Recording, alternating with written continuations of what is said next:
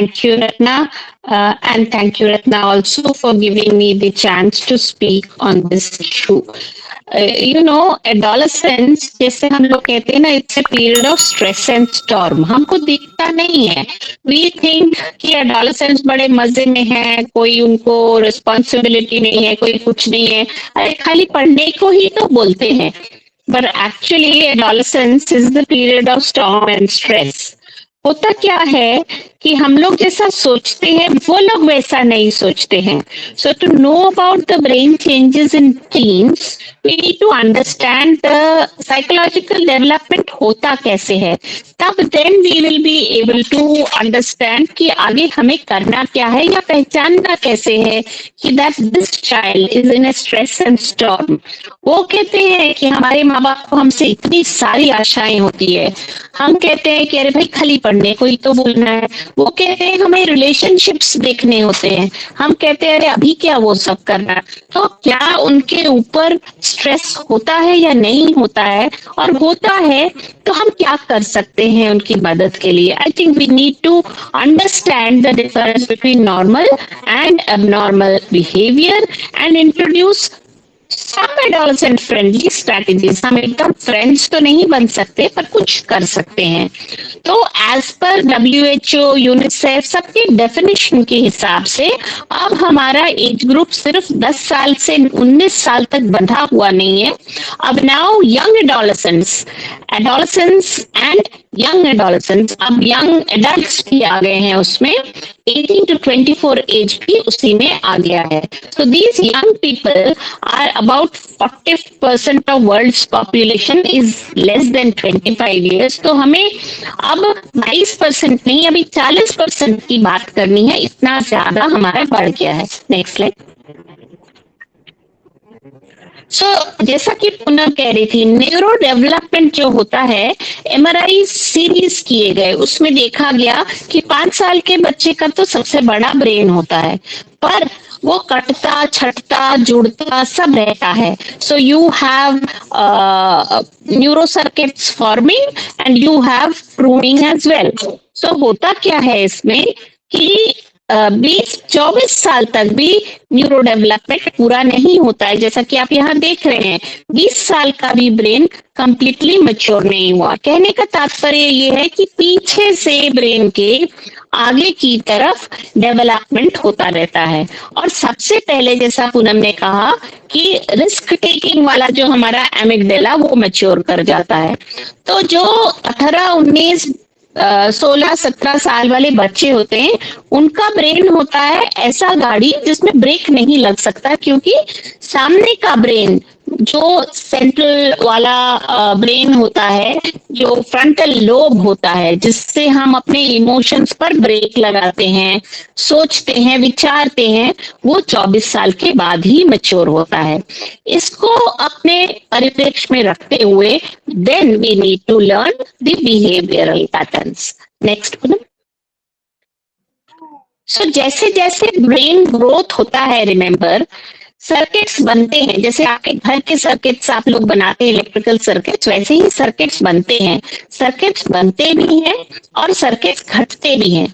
जो सर्किट्स, जो चीजें आप अच्छे से यूज करेंगे, उसकी ब्रेन सेल्स सर्किट ज्यादा बनेंगी, और जो सेल्स आप यूज नहीं करेंगे, वो न्यूरॉन्स वो खत्म हो जाएंगे, उनको प्रून कर दिया जाएगा. यानी कि अगर बच्चा कैंडी क्रश ही खेल रहा है तो भाई कैंडी क्रश के सर्किट्स बढ़ेंगे. यदि बच्चा म्यूजिक सीख रहा है तो उसका म्यूजिक के सर्किट्स बढ़ेंगे. सो उसके बाद क्या होता है, इन सब चीजों से जब गवर्न होता है एडोलेसेंट बिहेवियर, उसका फर्स्ट स्टेप होता है रैपिड फिजिकल चेंजेस. उसके साथ ही में कई एडोलेसेंट प्रॉब्लम्स और भी आ जाती हैं. अब वो फ्रीडम, इंडिपेंडेंस सब मांगता है. बड़ा होता नहीं है, लेकिन वो बड़ा होना चाहता है. सो जब बड़ा होना चाहेगा तो क्या होगा कि वो अपने आप को एक्सर्ट करेगा। जो बच्चा कभी बोलता नहीं था वो बोलेगा क्यों करूं, why should I do it. Self conscious हो जाएगा, बाथरूम का दरवाजा बंद कर देगा, पहले जो कभी कुंडी नहीं लगाता था, और पीयर प्रेशर में आ जाएगा, दोस्तों की बातें ज्यादा सुनना शुरू करेगा। तो 3 stages of psycho social development होते हैं जिनको हम अर्ली, मिडिल एंड लेट में बांट देते हैं। जब बांटते हैं तो 11 से 14, 14 से 16, 16 से 18 और उसके बाद 18 से 24 आ गए यंग एडल्ट्स। सो जब अर्ली स्टेजेस होते हैं तो बच्चे में ऑटोनॉमी, प्राइवेसी, सेल्फ कॉन्शियसनेस, ये सब चीजें आने लगती हैं। अब वो आपके दायरे से निकल के अपनी ऑटोनॉमी प्रूव करने की कोशिश करता है। जो मैं कहूंगा वही कपड़ा मैं पहनूंगा, जो मैं कहूंगा वही घूमने चलेंगे, जो कलर मैं चूज करूंगा वही मुझे लेके दीजिए। एंड एक कॉन्क्रीट ऑपरेशनल थिंकिंग होती है, यानी कि जो आप कहोगे उसको वो उसी तरीके से समझता है, उसके अंदर की कोई मीनिंग नहीं समझ पाता है। अब जब वो मिडिल एडोलेसेंस में, मैंने 14 साल से 16 साल में पहुंचता है, तो लड़ाइयां शुरू होती हैं आइडेंटिटी क्राइसिस की। मैं कौन हूं ये पूछता है, मैं क्या बन रहा हूं, मैं कौन हूं। और वो घर से भागकर पीयर अलायंसेस में, मतलब दोस्तों की तरफ ज्यादा भागने। जो बच्चा आपसे आके माँ कहाँ हूँ बात करता था, वो आएगा चुपचाप बस्ता रखेगा और फोन पे या किसी चीज पे लग जाएगा, अरे यार आज तो यहाँ जाना था, अरे यार आज तो वो करना था। अब 16 से 18 साल में एक स्टेबल बॉडी इमेज होती है, एक फर्म आइडेंटिटी बनती है, और एक आइडियलिस्टिक थिंकिंग, मतलब अगर आप उसको नेताजी सुभाष चंद्र बोस से ऐड करोगे तो वो नेताजी सुभाष चंद्र बोस के बारे में सोचेगा, उनकी आइडियलिस्टिक थिंकिंग करेगा। अगर आप अदनान सामी बोलोगे तो वो अदनान सामी की तरह सोचने लगेगा। सो अर्ली, मिडिल और लेट में इमोशनल चेंजेस जो है वो बहुत सारी आती हैं, and these are of different shades of emotions. Mood swing करेगा, क्योंकि जैसा मैंने आपको पहले ही कहा था, ये गाड़ी, इसमें ब्रेक नहीं है, तो इसमें मूड स्विंग्स होंगी। जैसे इमोशंस होंगे, ज्यादा रोएगा, ज्यादा चिल्लाएगा किसी चीज के लिए, लौट जाएगा जमीन पर कि मुझे तो ये चीज लेके ही दो, पैर पटकेगा, गुस्सा दिखाएगा, दरवाजा धाड़ से बंद करेगा। So these mood swings will start occurring. Late में जाके ये टर्बुलेंस खत्म होगी और स्टेबल इमोशंस आ जाएंगे। इमोशनल चेंजेस के बाद एक सेल्फ कॉन्सेप्ट, पहले तो कंफ्यूज रहता है, मोटा हूं, पतला हूं, कैसा हूं, तो उसको जो है ये थोड़ा कंफ्यूजन रहता है, थोड़ा एप्रीहेंशन रहता है। उसके बाद वो मैं कौन हूं सोचना शुरू करता है, बिजी विद सेल्फ एक्सप्लोरेशन। और उस समय उसको थोड़ी इंडिपेंडेंस भी चाहिए, थोड़ी प्राइवेसी भी चाहिए, थोड़ा ड्रीम वर्ल्ड में रहता है। और लेटर ऑन जब वो फिगर आउट कर लेता है कि मैं कौन हूं, तो वो अपने स्ट्रेंथ्स ढूंढता है, अपने वीकनेसेस ढूंढता है, और उसके बारे में अवेयर होके मैं क्या बनना चाहता हूँ उस पे चलता है। पेरेंट्स के साथ रिलेशनशिप बड़ी टॉक्सिक भी होती है। जैसा कि कोई हम कह रहे थे, पहले आते हैं तो हम हग करते, अब वो हग नहीं करेगा, अब वो थोड़ा सा पेरेंट्स से मूव आउट कर जाएगा। अच्छा, मासी के यहाँ शादी है, आप चले जाओ, मैं तो घर ही पे रहूंगा। माँ ने कहा आज यहाँ नहीं जाना है, तो चैलेंज करेगा, क्यों नहीं जाना है भाई, मैं तो नहीं जाऊंगा।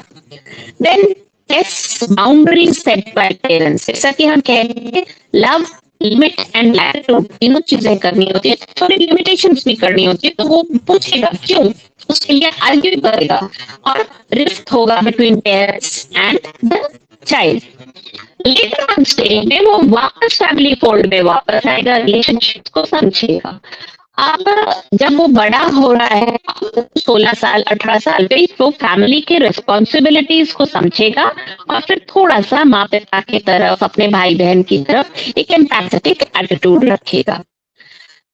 पियर्स के साथ भाई शुरू में तो peers act as support group. अब सेम सेक्स, लड़का लड़के का दोस्त बनता है, लड़की लड़की की दोस्त बनती है, आपस में शेयर करते हैं, अरे तुम्हें पता है ऐसा हो गया मेरे साथ। मिडिल एज में peer acceptance is a must, वही होते हैं पिलर, उन्हीं से लॉयल्टी दोस्त से होती है, और एक ग्रुप सा बन जाता है, उस ग्रुप के रूल वो लोग फॉलो करते हैं। और अभी भी मेल से मेल तो रहता ही है, मेल से फीमेल की भी दोस्ती होने लगती है, और लेटर एज में इंडिविजुअल रिलेशनशिप्स मर्ज करते हैं। एंड दीज इंडिविजुअल रिलेशनशिप्स, आप लोग याद करो, आपके स्कूल के दोस्त अगर आपके पास हैं तो वो लाइफ लॉन्ग रिलेशनशिप्स हो जाते हैं। स्कूल कॉलेज के जो रिश्ते होते हैं वैसे रिश्ते दोबारा नहीं बनते। तो लेट एडोलेसेंट के रिश्ते बड़े टिकाऊ और चलने वाले रिश्ते होते हैं। नेक्स्ट, सेक्सुअल ओरिएंटेशन पे आते हैं। जब सेक्सुअल ओरिएंटेशन की बात करें तो शुरुआत में ना वो उनको समझ में नहीं आता है कि मैं लड़का हूं कि लड़की हूं कि क्या नहीं है, और वो अपने लड़के लड़कों के साथ, लड़कियां लड़कियों के साथ डिस्कस करते हैं, भाई ये क्या चीज हो रही है, क्या नहीं हो रही है। याद रखिए यही समय है जब लड़कियों में पीरियड स्टार्ट होते हैं, और उनको इस समय गाइड करना एसेंशियल हो जाता है। अब धीरे धीरे उनकी सेक्सुअल आइडेंटिटी फॉर्म होती है, तब बोलते हैं मेरी तो शाहरुख खान पे इतनी क्रश है, मेरी तो फला पे इतनी क्रश है।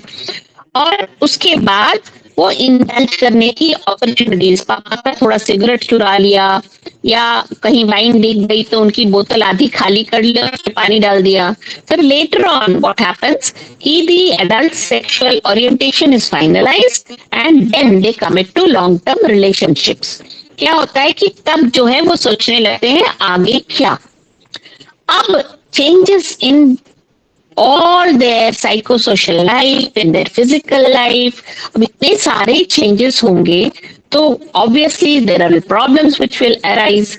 So they become overly emotional, they have mood swings, and these bodily image changes they will result in self consciousness. मैं पतला हूँ, मेरे बाल, हम लोग जब स्कूल प्रोग्राम्स करते हैं तो अक्सर ही हमसे पूछते हैं बच्चे, हमारे बाल कैसे लंबे होंगे, मैं पतली कैसी होंगी, मैं मोटी कैसे होंगी, मैं लंबी कैसे होंगी, मेरे दांत कैसे क्यों हैं। So body changes also affect there psychosocial behaviour.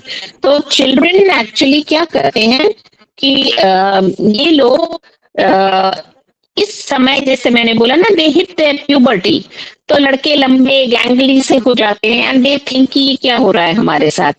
Feeling of inferiority और superiority also may arise, and feeling, sexual feelings also arise, and इन फीलिंग्स के साथ कुछ लोगों को it can trigger a feeling of हाय मुझे ऐसा नहीं सोचना चाहिए, ऐसा भी सोचने लग जाते हैं। Next please.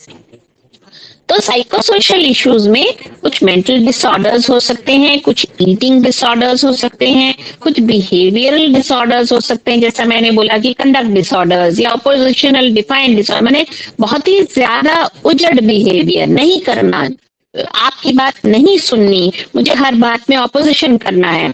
एंड जो सबसे डिफिकल्ट होता है वो होता है सुसाइडल आइडिएशन। मतलब 80% have suicidal ideation, and substance abuse उसी के साथ में आता है। ये ना पैकेजेस में आते हैं, किसी ने वही जैसे वीरू और जय की कहानी होती है वैसे ही आ जाता है कि थोड़ा सा पी लेता है तो थोड़ा गैम्बलिंग कर लेता है, जुआ खेल लेता है तो थोड़ा जुआ खेल लेता है, तो थोड़ा उधर भी चला जाता है, तो वहां भी थोड़ा नाच गाना देख लेता है। इस तरह से ही पैकेजेस में आते हैं, एक के साथ एक फ्री। सो सुसाइडल आइडिएशन भी आएगा, सब्सटेंस अब्यूज भी आएगी, बिहेवियरल डिसऑर्डर के साथ एक गट्ठर से आ जाएंगे। Next Poonam, next. तो आप देखो कि जब हमने ये स्टडी किया, हमने करीब टोटल नंबर 22,833 बच्चों में, the total sample was around 787 finally. Primary schools लिए, गवर्नमेंट स्कूल्स लिए, प्राइवेट स्कूल्स लिए, सब लेने के बाद अराउंड 787 नेक्स्ट पूनम बच्चों में एक स्टडी किया गया। Next Poonam, next slide Poonam. हाँ, तो ये देखा गया कि करीब 70% बच्चों में साइकोसोशल डिसफंक्शन था। That's quite high in fact. Next Poonam.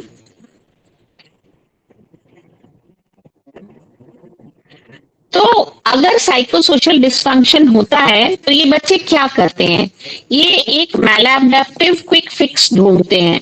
कोई सब्सटेंस अब्यूज में चला जाता है, पीने पिलाने में, सिगरेट स्मोकिंग में, कोई इंटरनलाइज जाता है, मैंने चुप्पा हो जाएगा, वो बताएगा तक नहीं कि क्या हो रहा है, अंदर अंदर घुटता रहेगा। कोई एक्सटर्नलाइज करेगा, वो ओवर्ट बिहेवियर हो जाएगा, चीखना, चिल्लाना, मारना पीटना, वो करेगा। और सब्सटेंस अब्यूज तो है ही है, ये भी एक एक्सटर्नलाइजिंग प्रॉब्लम है। सो होता क्या है, इनिशियली जब एक्सटर्नलाइजिंग प्रॉब्लम्स ऑफ चाइल्डहुड आते हैं, they will also affect the academic problems in adolescence and create problems there. And not only that, उसके बाद होगा इंटेलाइजिंग प्रॉब्लम्स, उसके बाद बिल्कुल ही घुट जाता है बच्चा। So what is atypical behaviour? जैसे कि पूनम कह रही थी, 2 हफ्ते अगर एक बिहेवियर जो मैंने लिस्ट किए हैं इनमें से बार बार रेकरेंट होने लगे, या सडनली आए, या बहुत सीवियर इम्पैक्ट लेके आए, या इंक्रीजिंग मैग्नीट्यूड में हो, तब हम इसको एटिपिकल बिहेवियर कहते हैं।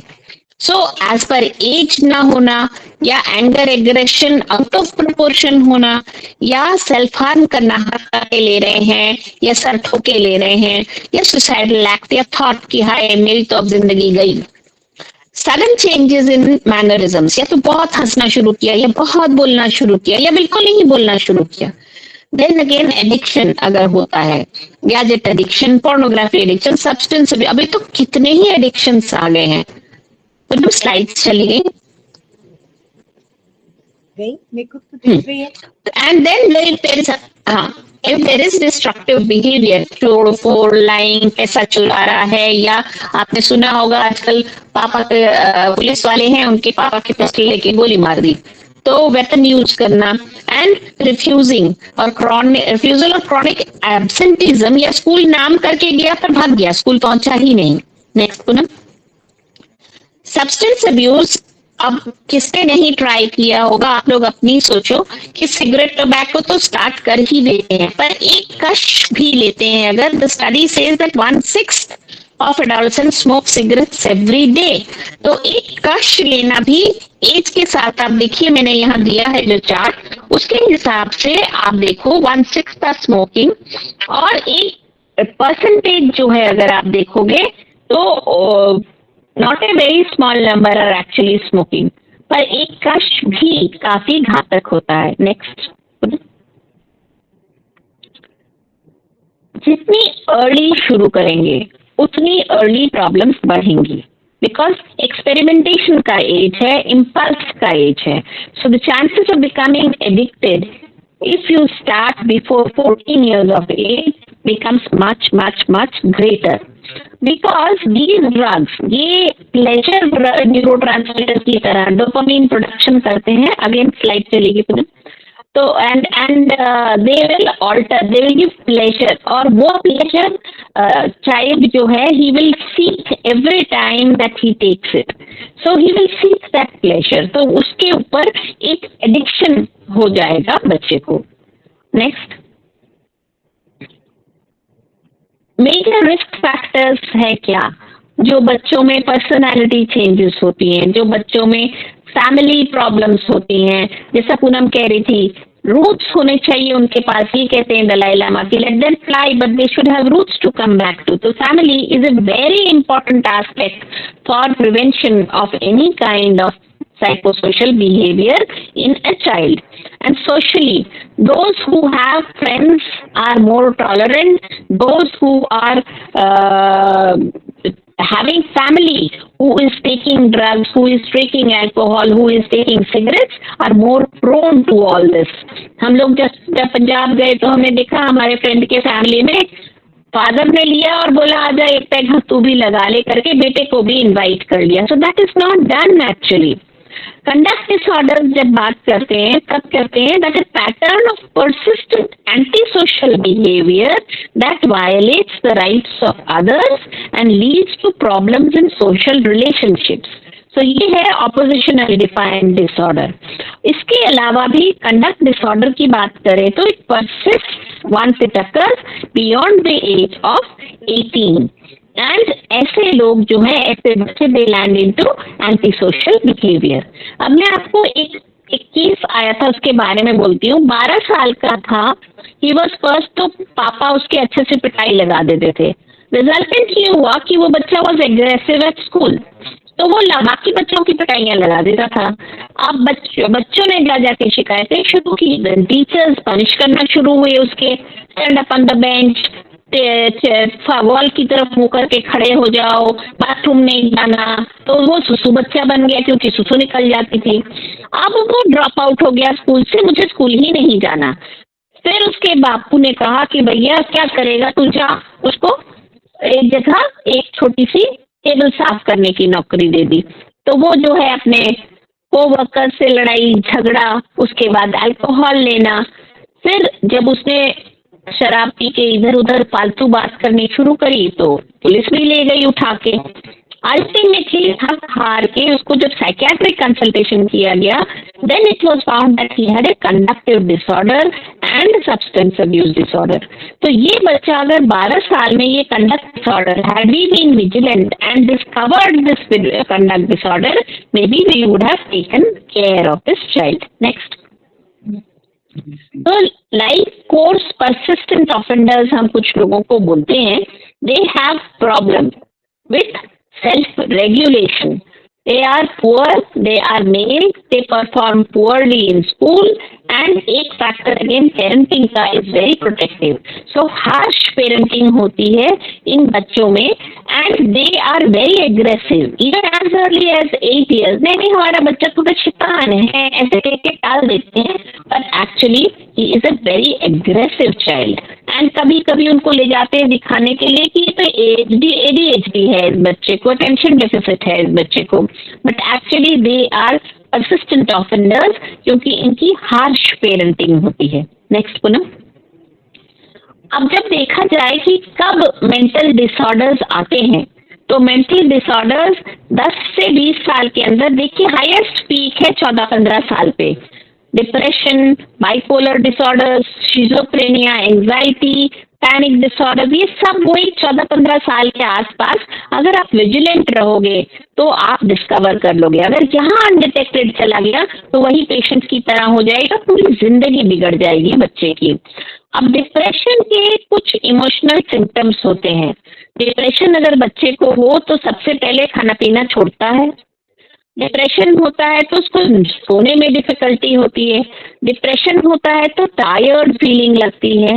एंड एक बहुत बड़ी फीचर इसकी ये होती है, एनहीडोनिया बोलते हैं हम लोग मेडिकल साइंस में, वो अपनी सबसे प्यारी चीजें ना देना शुरू करता है, दान करना शुरू करता है। सपोजिंग पापा ने घड़ी दी है, वो हमें बहुत पसंद है, हमने उठा के वो अपने दोस्त को दे दी कि हमें डिप्रेशन में है और होपलेस हो जाता है, जिंदगी में हम कर ही के क्या करेंगे।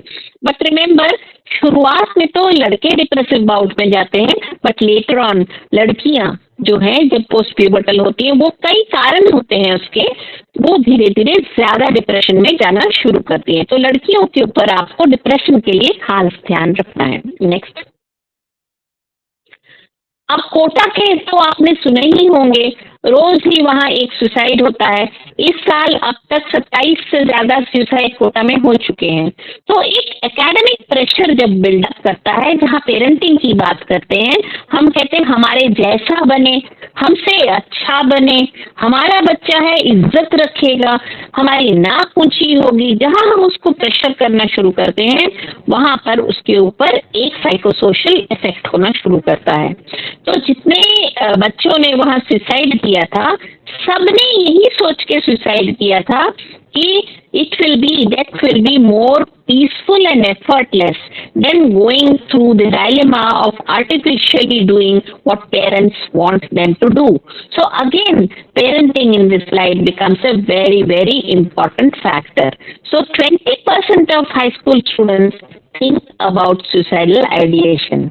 हमारे पास एक बच्ची आई थी जो कांट छाट के सिर्फ इसलिए आई थी क्योंकि उसको बताया गया था, माँ बाप ने नहीं बताया था, छुपाया था, that she was a adopted child. So age related, age specific information, चाहे वो प्यूबर्टी की हो, चाहे वो कोई और चीज की हो, अडॉप्शन की हो, चाहे सिंगल पेरेंटिंग की हो, उसको बताना पड़ेगा आपका, because there is an intense pressure of a family conflict on a child. Next.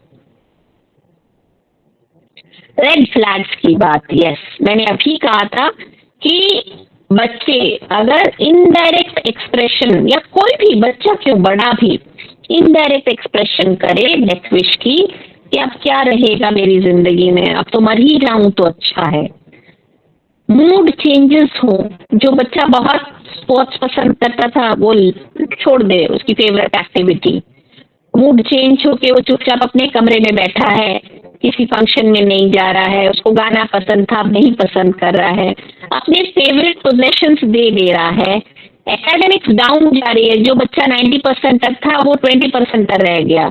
और सबसे बड़ी बात, अगर वो प्रिपेयर कर रहा है, आपने उसके कमरे में देखी रस्सी पड़ी है, चाकू पड़ा है, या वो ऐसे साइट्स पे जा रहा है जिससे कैसे सुसाइड किया जाए, आजकल तो बहुत ही ज्यादा डिजिटल मीडिया में हम लोग ये सब देख रहे हैं कि कैसे किया जाए, वो सब जगह देख रहा है। These are all red flag science.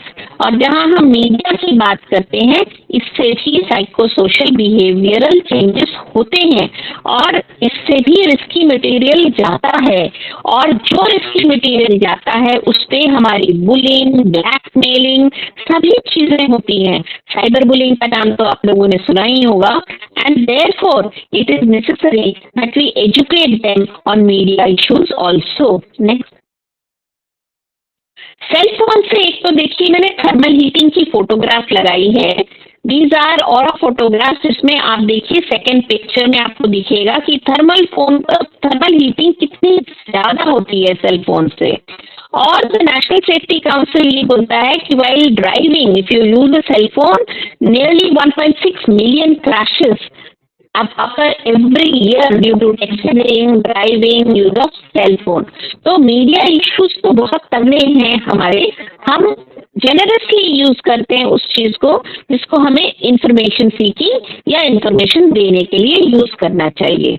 Next, so there are so many hazards. आप देखिए कि बिहेवियरल प्रॉब्लम्स होती है, अटेंशन डेफिसिट होता है, इंटरनेट एडिक्शंस होती हैं, डिप्रेशन सुसाइड होता है, साइबर बुलिंग होती है, और बैठे बैठे आपके तो substance abuse, obesity, postural problem सभी कुछ होती हैं, क्योंकि डिजिटल मीडिया यूज करने के भी कई नॉर्म्स हैं जो हम अपने बच्चों को नहीं सिखा रहे हैं।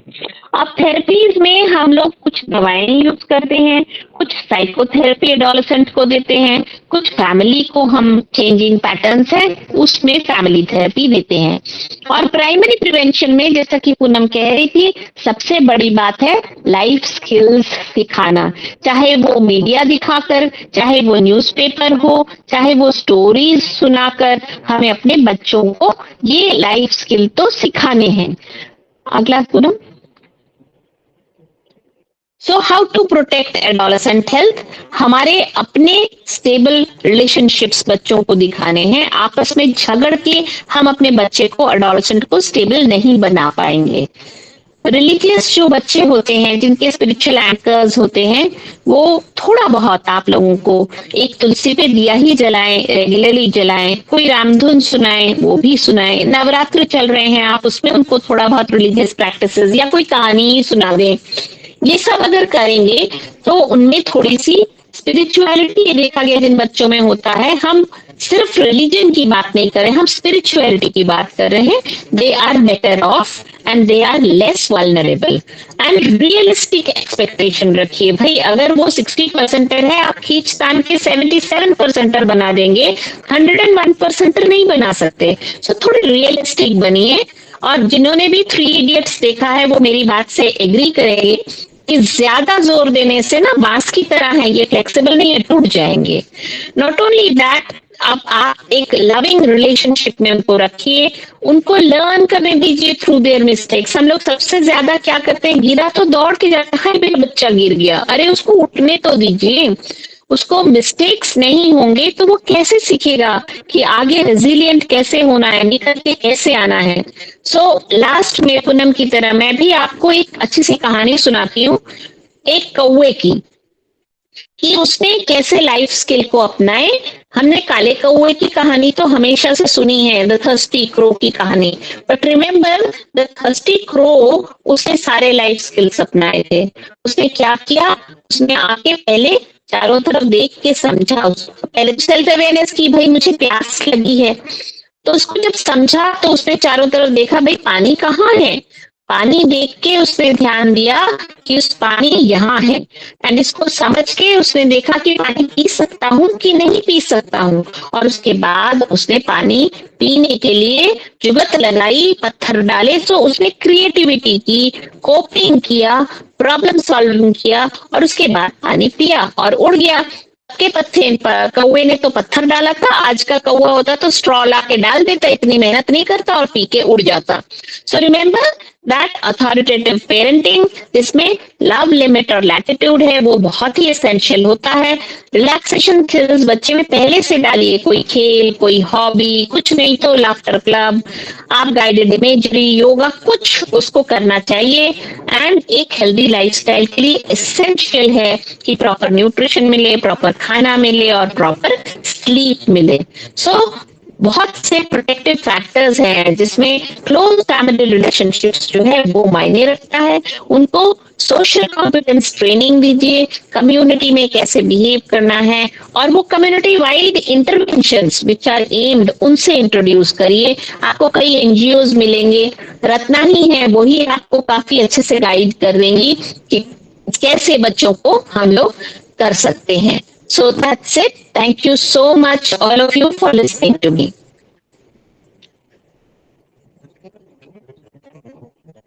Thank you, Poonam, and thank you, Ratna.